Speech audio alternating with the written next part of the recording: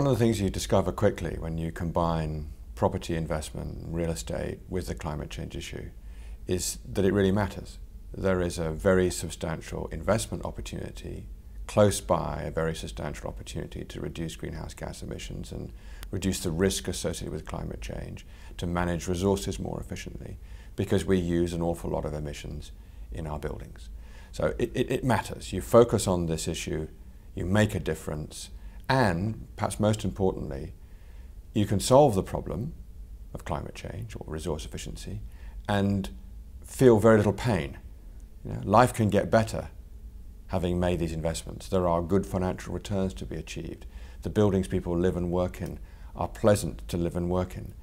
There's no particular hardship or economic loss associated with dealing with this issue in the built environment. It's a very attractive place to concentrate effort. How do you see the future? I think we're going to innovate dramatically around the built environment. Writ large, this means in the urban environment. The urban environment is actually a very good place to use resources efficiently. It's a place where ideas concentrate. It's where we can get innovation quickest in how to make buildings better at functioning in the interests of the wider public, but also to make it attractive to live in them and work in them. But I also think that we're going to get tremendous innovation between designers, architects, investors, planners, policy people as they grapple with a very substantial systemic risk associated with climate change. And I think we're going to find we build buildings that live and breathe and display a lot of technological innovation that can make us feel confident about solving the rest of the problem in transportation and in power usage and in the other ways in which our economies depend upon fossil fuels. You live in Great Britain. You see difference in the world about thinking about sustainability? Is one country leading for another? One of the things I've discovered is that things move in phases. They're not linear. There are parts of the world where innovations take root quickly because the culture is innovative.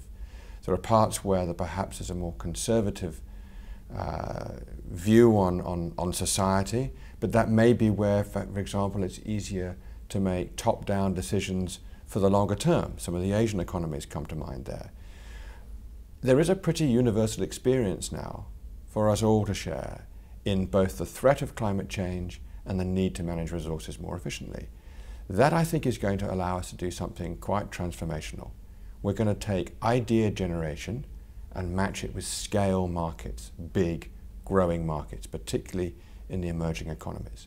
Now, we probably, here in the Netherlands and in the UK, and perhaps to a less extent in places like Germany and the US, we have something to offer on the innovation side, not just technology innovation, but business innovation.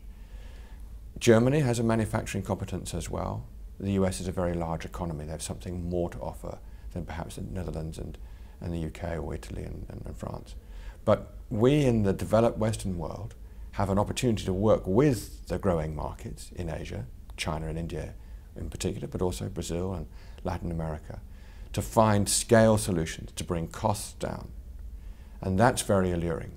I think we're going to find that we can build very strong collaborative relationships with these emerging economies, and we shouldn't see them so much as a threat as an opportunity to partner to solve this collective action problem.